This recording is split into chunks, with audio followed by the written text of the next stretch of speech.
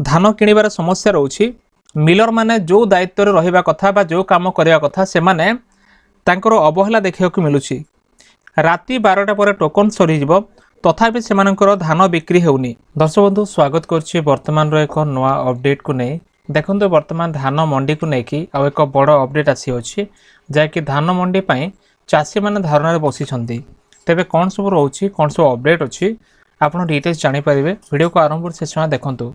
हेले ता पूर्व छोट रिक्वेस्ट जदि प्रथम कर आम चैनल देखुं चैनल को सब्सक्राइब करी पाखरे थिबा घंटी आइकन प्रेस करी नोटिफिकेशन ऑल उपरे क्लिक करंतु।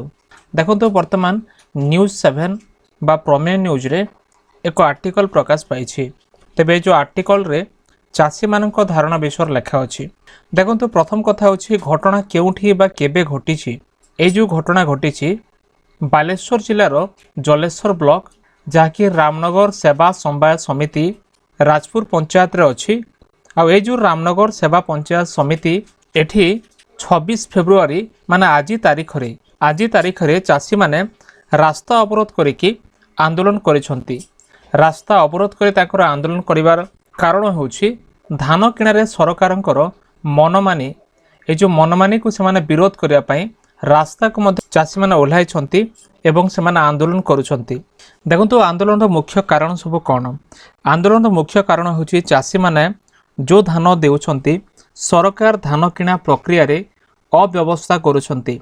जो प्रकार तांकर धान नेबा कथा से माने नेउ नाहंती बा सरकारंक मनमानी चलीछि। द्वितीय कथा हैला मिलर माने ठीक समय रे मध्य चाषी मानक धान उठाउ नाहंती। चाषी मानक धान जेमते नेबा कथा तार सठिक समय भितरे नेउ नाहंती। तृतीय कथा हैला टोकन थिले मध्य चाषी मानक धान उठा जाउ नाही। तांकर जदि टोकन रहुछि टोकन अवधि शेष होई नाही तथापि मध्य तांकर धान को उठाउ नाहंती। धानर टंका चाषी बैंक अकाउंट रे क्रेडिट हेउ नाही बा चाषी अकाउंट रे टंका ठीक समय आसु नाही। तेबे ए जो टंका आसुनथिबा कथा को नेकी जहाँकि जमा खातार मध्य ठीक भाव पैठ नहेबा कथा याकू नेकी बोध आंदोलन चली जहाँ फल कि चाषी मैंने आर्थिक समस्या बर्तमान पड़ती। देखंतु विशेष कर चाषी संख्या और धान किणार वास्तव स्थिति कौन अच्छी आपण प्रथमे जानि नियंतु। जेमती आपण देखि पारथिबे न्यूज आर्टिकल रे मोट पंजीकृत चाषी ए जो समिति रे 464 जन चाषी पंजीकृत होइथिले। धान किणा जाइछि 96 जन चाषी धान किणा जाइछि। बाकी जो रहिला आ 368 जन चाषी धान वर्तमान पर्यंत किणा जाई नाही।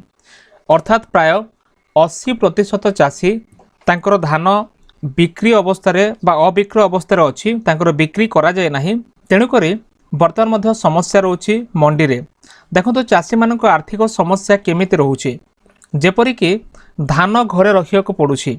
जो चाषी माने मंडी को नेबा कथा मंडी को नेबा धान वर्तमान पाई तांको घरे रखिया को पड़ुछि। एभली भाव तांकर समस्या रोची। से माने घरे धान को रखुचंती टंका न मिलिबारु ऋण किंबा अन्य कोनोसी साहुकारंक ठारु आनी तांको परिवार चलाउछंती बा परिवार खर्च रे से माने विभिन्न प्रकार समस्या रे पड़ुछंती। चाषी माने आर्थिक संकट रे मध्य निजर जीवन काटुछंती। कारण ए समय से माने आशा करथिले कि आमे जे धान देबा धानर किछि मूल्य हम पाइले हमर विभिन्न काम रे आसीबो। तापरे धान बिक्री न हेबारु चाषींकर जीवन मध्य बहुत असुविधार पड़ुछि। अनेक प्रकार बाहाघर होउछि अनेक प्रकार काम गुड़ाक पड़ुछि। एतिके समय चाषी को निहाती टंकार आवश्यक अच्छी किंतु मंडी सब एभली अव्यवस्था रहिबारु चाषी माने मध्य ठीक समय टंका पाई पारु नाहंती। एमिति अनेक प्रकार विभिन्न प्रकार समस्या रोची। आउ एतिके बेले सरकारक निर्देश आ वास्तवता को आपण देखंतु। सरकार कहिसंती मार्च 31 सुधा जाके स्पष्ट लेखा अछि मार्च 31 सुधा समस्त धान उठाया को से कहिसंती। किंतु वास्तवता कोन वास्तव रे मिलर माने मध्य धान नेउ नाहंती। जहाँ कुहा जाउछि ताहा हेउ नाही। प्रक्रिया बहुत धीरे धीरे चली बहुत मंथर गति चली।